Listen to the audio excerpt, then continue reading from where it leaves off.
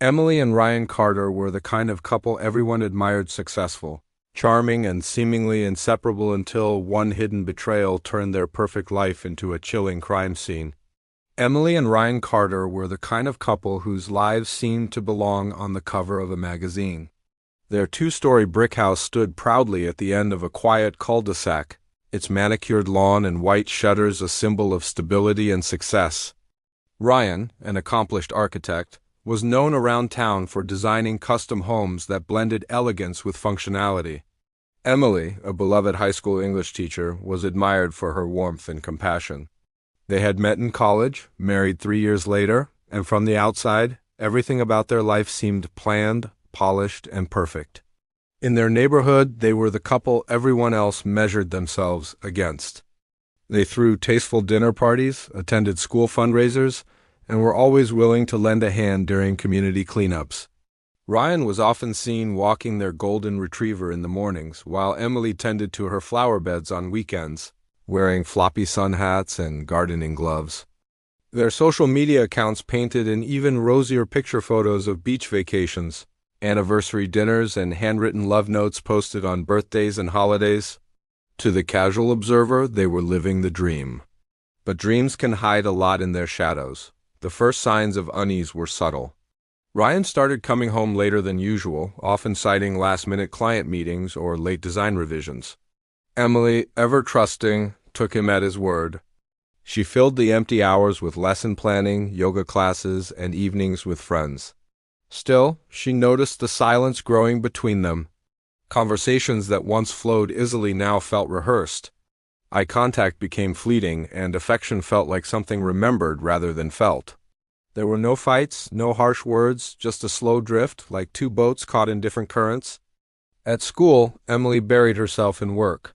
She stayed late grading papers, signed up for committees, and mentored struggling students. Her colleagues admired her dedication, but none of them suspected that she was hiding a growing void at home.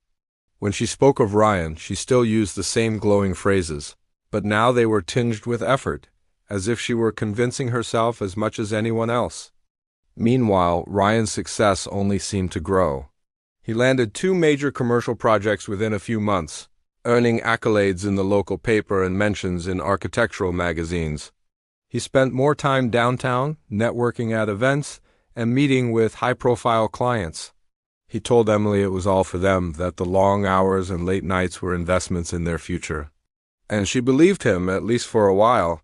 Things began to shift more noticeably when Emily checked their shared bank account and found a large withdrawal she didn't recognize. It wasn't T completely out of character. Ryan sometimes moved money around for projects, but something about the amount and the timing raised questions. She asked him casually about it that evening, and he brushed it off with a vague explanation about purchasing supplies for a new client. She smiled and nodded, but the feeling of doubt took root. Over the following weeks, Emily noticed more unusual activity.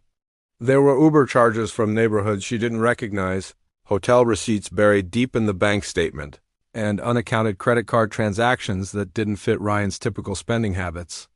When she brought it up again, he became distant, saying she was imagining things or being paranoid. Emily didn't push. She didn't want to seem distrustful. But inside, something cracked. A fragile thread that had held their trust together began to unravel. She stopped posting on social media.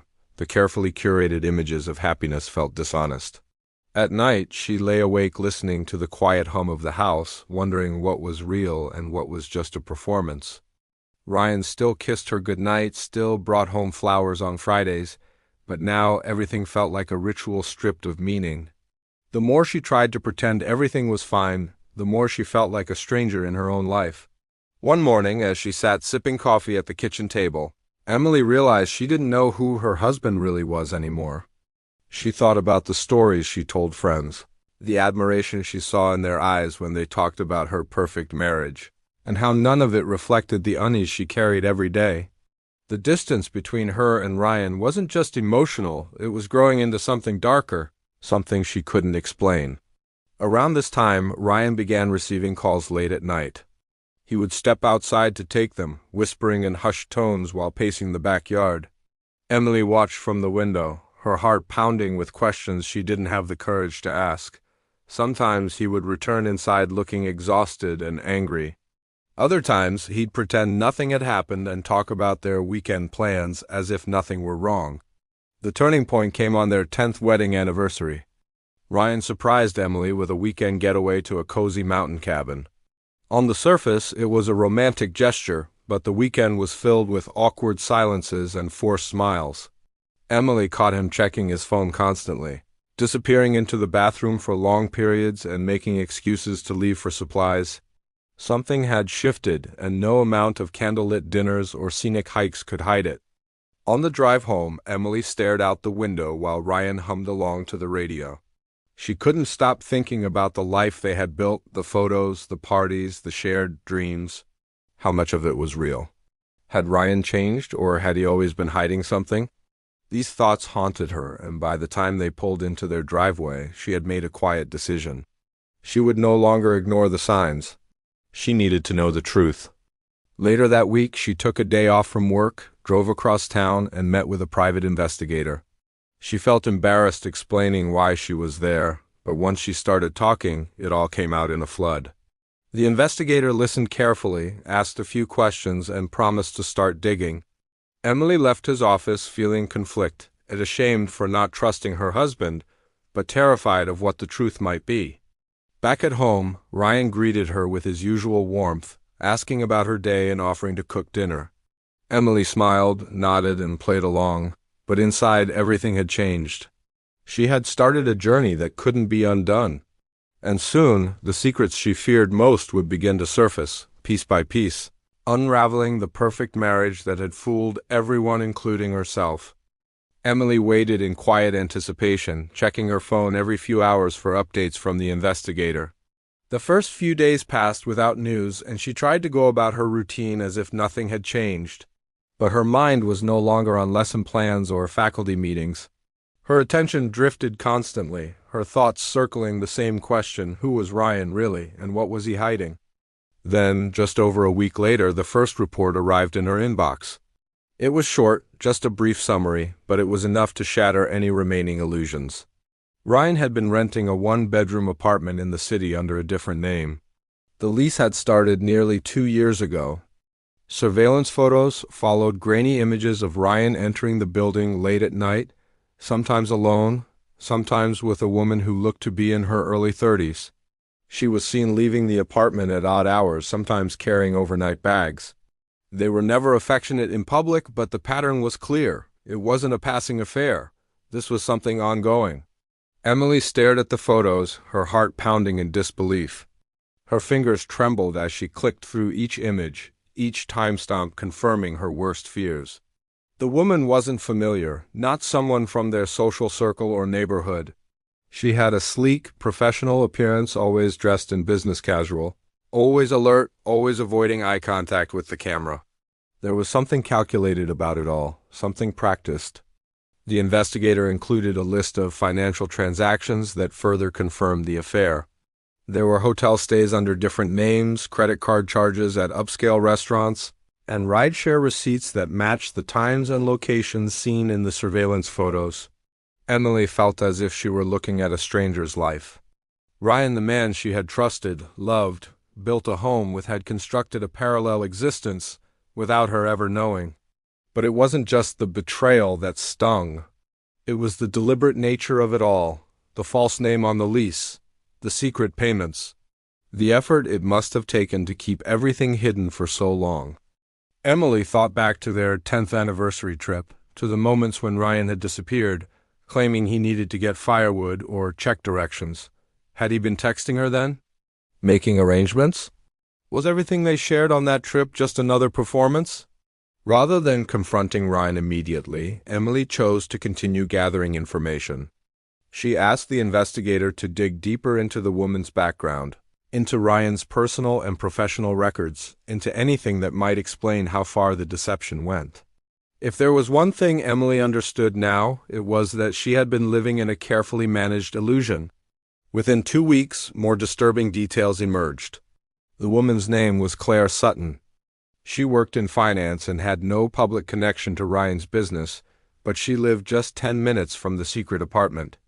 The investigator discovered that Claire had been employed at a firm that handled real estate development investments. She was single, no children, and had recently returned from a trip to Paris. The dates of that trip aligned with the week. Ryan claimed to be on a solo hiking retreat to clear his mind. Emily found herself moving through each day with growing numbness. She maintained the facade at work and in public, but inside she felt like she was unraveling. Her once orderly life was filled with questions, doubts, and a rising sense of danger. What else had he lied about? Was it only the affair, or was there something even deeper?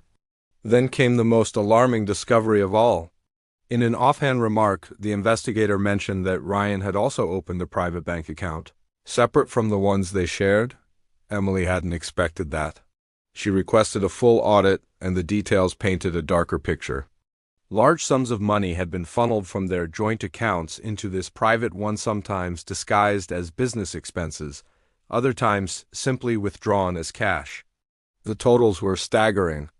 Over the past year alone, nearly $70,000 had vanished without explanation.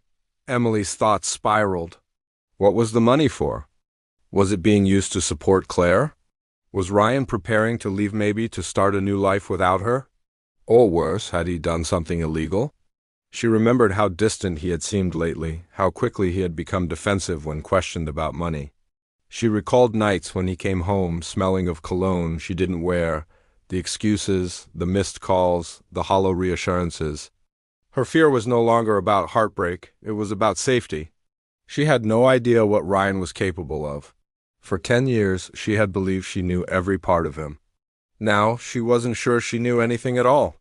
The man who built their dream house, who sent her flowers just because, who held her hand at her father's funeral, that man was gone, if he had ever truly existed. Still, Emily kept everything to herself. She didn't confront Ryan, didn't accuse or question. Instead, she played her role. She smiled at dinner, laughed at his stories, nodded when he talked about his new projects. Every moment was an act, carefully rehearsed to avoid suspicion. She wanted to know how far he would go, how long he would keep up the lie. Then, one evening, something strange happened. As she cleared the dinner table, Ryan received a call that visibly unsettled him. He stepped outside, phone pressed to his ear, pacing quickly. His movements were sharp, anxious. When he returned, he looked shaken. Emily pretended not to notice, but her mind was racing.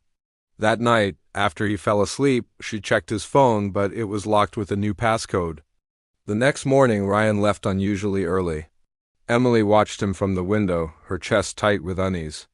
Something had shifted. The web of lies was tightening, and she knew time was running out. She could feel it in the air like a storm building just beyond the horizon. She returned to her investigator that afternoon, her voice steady but firm.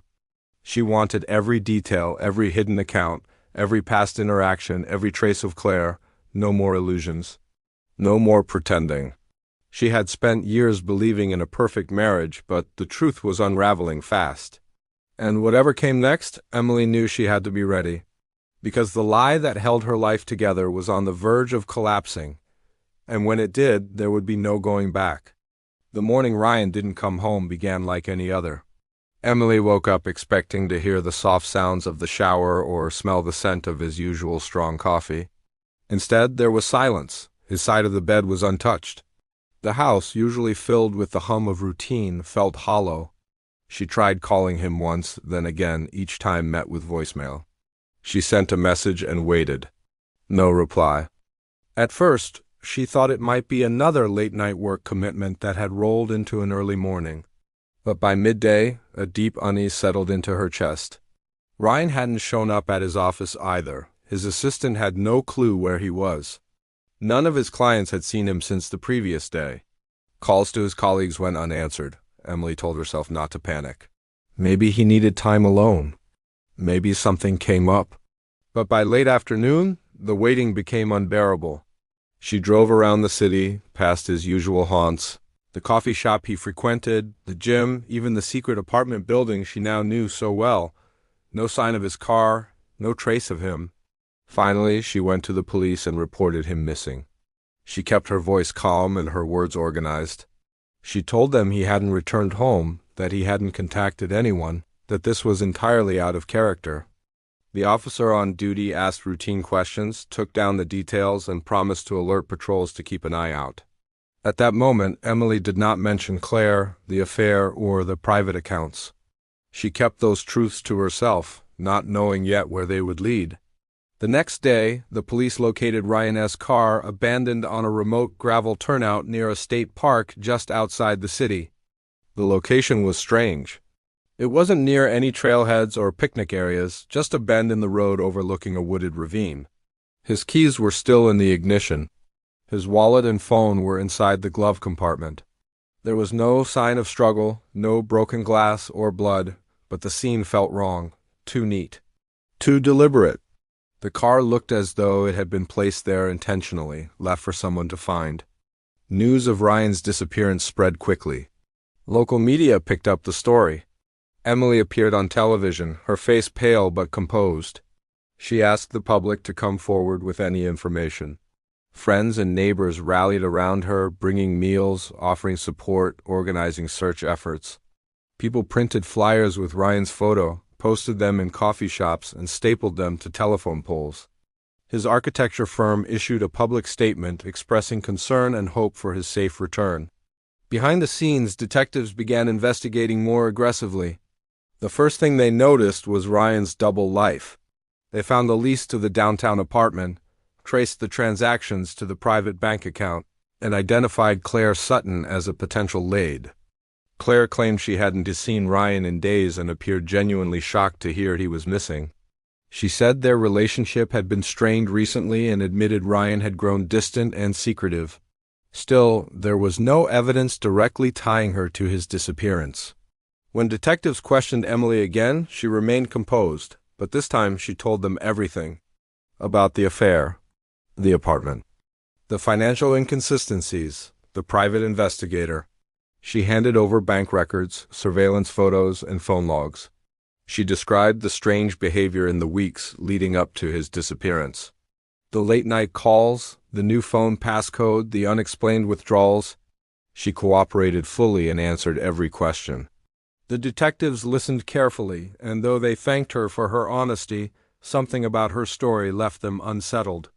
They noted her calm, her precision.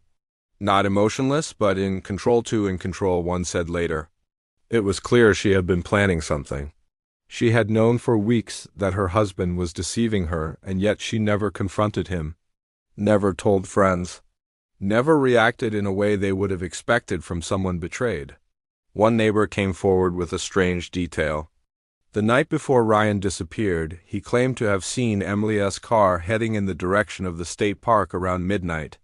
At the time, he thought nothing of it, assuming she might have gone for a drive. But after the news broke, he felt compelled to report it.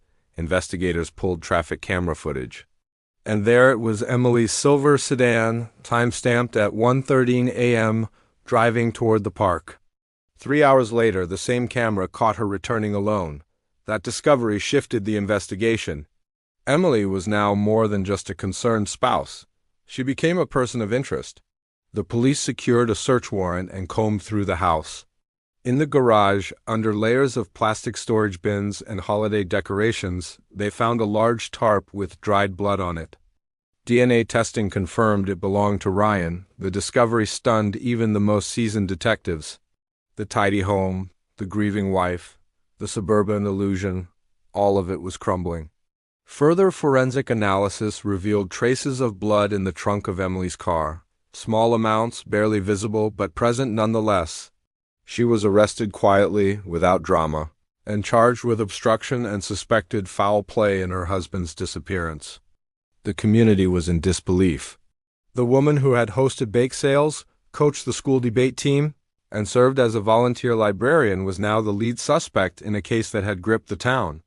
Days later, search teams discovered a shallow grave in a wooded area just beyond the park's main trail. A hiker, drawn to the area by curiosity and news coverage, noticed a patch of disturbed earth. Underneath, wrapped in plastic and weighed down by bricks, was Ryan's body.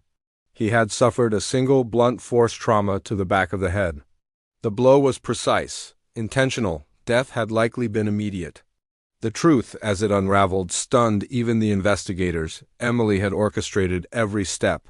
The financial records revealed she had taken out a hidden life insurance policy just months earlier, naming herself as sole beneficiary.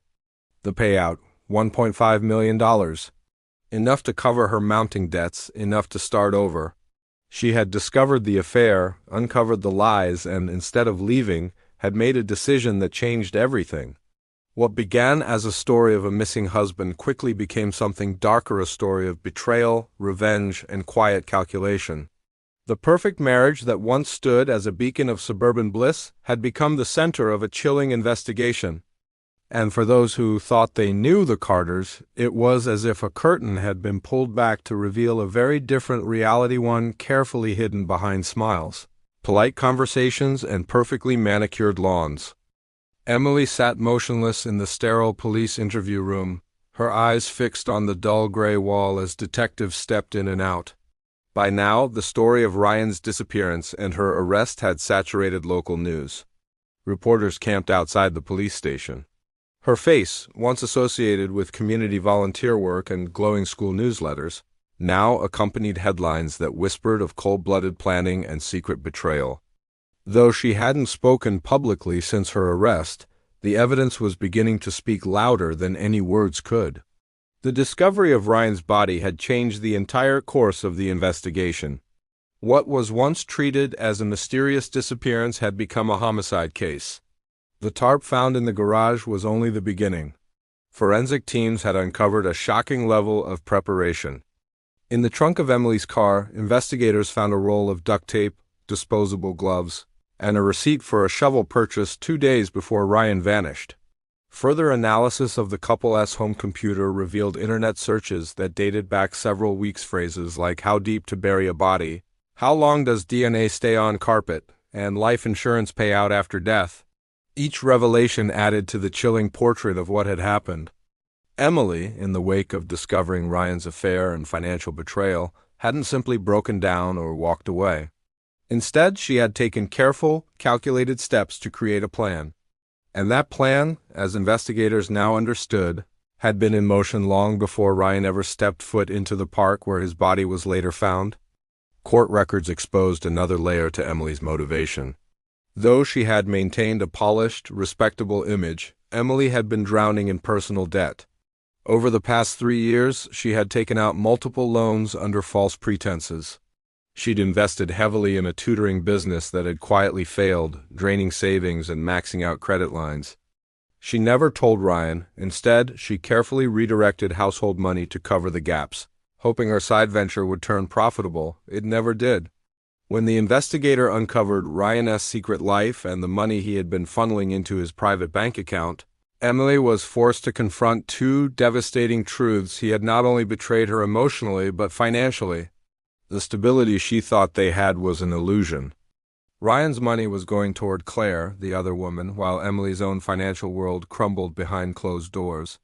The hidden life insurance policy became her escape plan. It had been purchased quietly and strategically.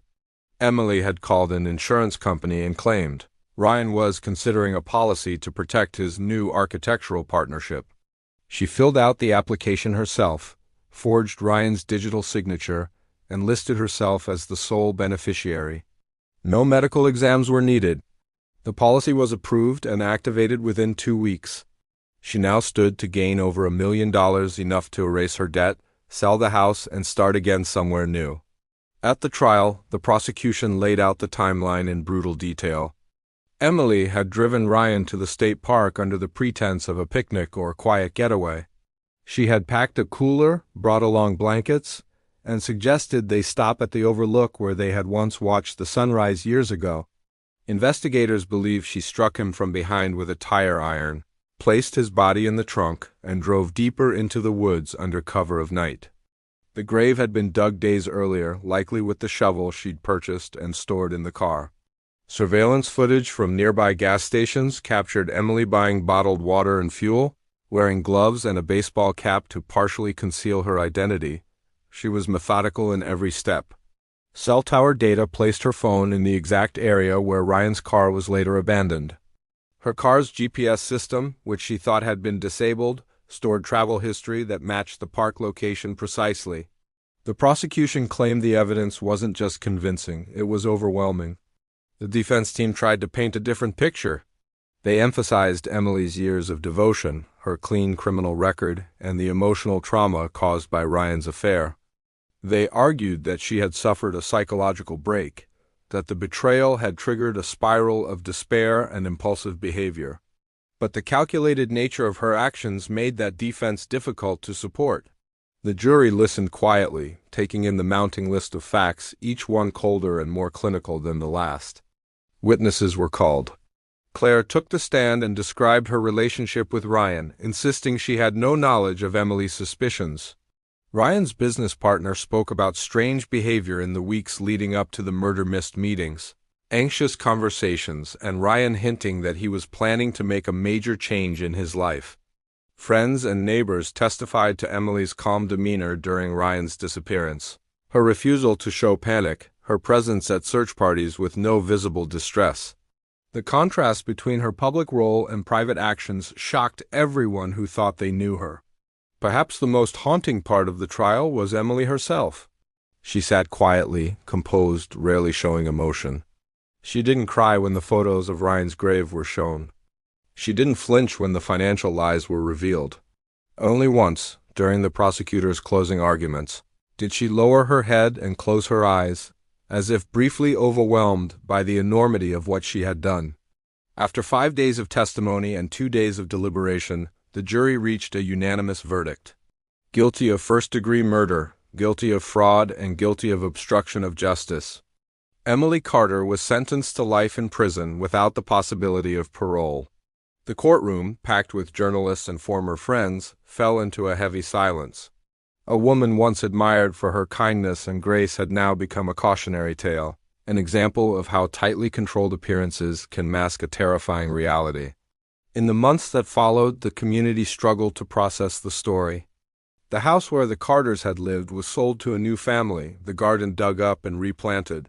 At the school where Emily once taught, her name was quietly removed from plaques and records. Claire disappeared from public view, quitting her job and leaving the city. The architecture firm where Ryan had worked held a small memorial and moved on quietly. And Emily, confined within prison walls, remained silent. She never spoke publicly about the crime. No interviews, no confessions, no remorse. The story she had so carefully built, the perfect marriage, the perfect life, had collapsed under the weight of one carefully hidden lie. And in its place was a tragedy that left scars far beyond the quiet street where it all began. In the aftermath of the trial, the story of Emily and Ryan Carter faded from national headlines, but in the town where they had once lived, it never truly went away. People still spoke in hushed tones about the elegant teacher who had seemed to embody warmth and kindness, the devoted wife who had turned out to be something far more calculating. Their quiet cul-de-sac, once a symbol of suburban peace, became a stop for the curious true crime enthusiasts and strangers, who parked across the street just to stare at the house where it all had begun. The home itself sat empty for months. No one wanted to live in a place where such darkness had taken root. The garden Emily had once meticulously tended with roses and hydrangeas withered from neglect. A real estate sign stood in the yard for weeks before it was taken down and replaced with one marked "Pending Sale," the final chapter in what had once been a shared dream. Inside the prison walls, Emily adjusted to her new life with the same quiet control that had once masked her secrets. Inmates were curious about her at first, whispering among themselves, trying to understand how someone who looked like a librarian had committed a brutal, premeditated crime. But Emily rarely spoke. She followed rules, stayed to herself, and quickly earned the nickname the Architect's Widow. It wasn't said with sympathy. It was said with caution. She never wrote to anyone. She didn't respond to interview requests. Former friends sent letters, some out of disbelief, others hoping for some kind of explanation, but none received a reply. Even her family, her only sister and an elderly aunt, distanced themselves, their silence loud and final. Emily had vanished into a world she would never leave, her past sealed behind locked doors and steel bars. The life insurance payout that had once motivated her actions was frozen by court order. Civil suits followed. Ryan's family sued Emily's estate, not for money, but for closure. They wanted the policy nullified, the accounts emptied, and any trace of financial gain stripped away. The courts agreed. Everything she had hoped to gain from Ryan's death was gone. The house was sold at a loss, the funds transferred to the Victims' Compensation Board, and her name scrubbed from public records where possible. In time, Ryan's memory was quietly restored by those who had loved him. His family held a second memorial service, private this time, away from cameras and reporters. His ashes were scattered over the lake near his childhood home, a place where he had once sketched blueprints on napkins and dreamed of becoming an architect. He was remembered not for the scandal, but for his work, his ambition, and his laughter, now preserved only in fragments by those who had known him before everything fell apart. Claire Sutton disappeared from public life altogether. After testifying in court, she resigned from her job and left the city. Her social media accounts were deleted, her apartment vacated. No one knew where she went, and no one followed. Her connection to Ryan had cost her more than she ever expected. Though she was never implicated in the crime, her name had been etched into the story forever, a ghostly presence in a narrative that was never truly hers to control. The town, once known for its award-winning schools and charming downtown cafes, was now bookmarked online as the setting of one of the most shocking crimes in recent history. Documentaries followed. Podcasts dissected every detail. Internet forums speculated about Emily's psychology, her motives, and whether there were signs that everyone else had missed. Her name became a case study in criminology courses. Her face was used in slideshow presentations about hidden rage, betrayal, and the duality of identity. For those who had once known the Carters personally, the experience was more painful than fascinating. Neighbors who had shared holiday dinners with them, students who had once been mentored by Emily, and friends who had stood beside them during anniversaries and birthdays, all struggled to reconcile the woman they remembered with the truth they now knew. Some defended her, still unable to accept that someone so refined, so seemingly kind, could have committed such a cold-blooded act. Others admitted they had sensed something, an emptiness behind the smile, a stiffness in her laugh, but had dismissed it as stress or exhaustion. Years passed, the world moved on, but Emily remained in the same cell, her days structured by routine, her nights long and silent. She was no longer the subject of curiosity within the prison. She had become just another inmate, her past discussed less and less until it faded into institutional memory. Yet even there, she maintained the quiet dignity she had once used to charm PTA members and school administrators. She never broke down, never lashed out, never confessed. The truth, as far as she was concerned, had already been told. The rest she carried with her alone. One day, without fanfare, a man arrived at the prison requesting a meeting with her. He was a crime journalist working on a book about domestic homicides. Emily declined. He tried again the next month, then again a year later. Each time she refused. She had no interest in explaining herself. She had told her story once through silence, through careful steps, through the finality of her actions. There was nothing left to say. Yet the questions remained, hanging in the air like the final pages of a book left unfinished. What had truly driven her to kill? Was it rage? Desperation? A desire for control? Or had something snapped long before anyone realized, buried beneath the years of pretending, performing, and pleasing? In the end, it was that one lie, that quiet, concealed secret between two people that set everything into motion. A private betrayal that unraveled an entire life. A perfect marriage, presented to the world like a gift, had masked their realities neither partner was willing to confront until it was too late. Emily Carter's story became a warning of appearances, of suppressed truths, and of how one lie left to grow in the silence can lead not only to heartbreak but to destruction. What remained was not a love story or even a crime story, but a reflection of how far someone will go to protect the illusion of control, even if it means losing everything else. And so the house on the corner stood with new owners and fresh paint, the past buried beneath fresh sod and cheerful curtains. But for those who remembered, and for those who would always wonder, the shadow of what happened there never fully left.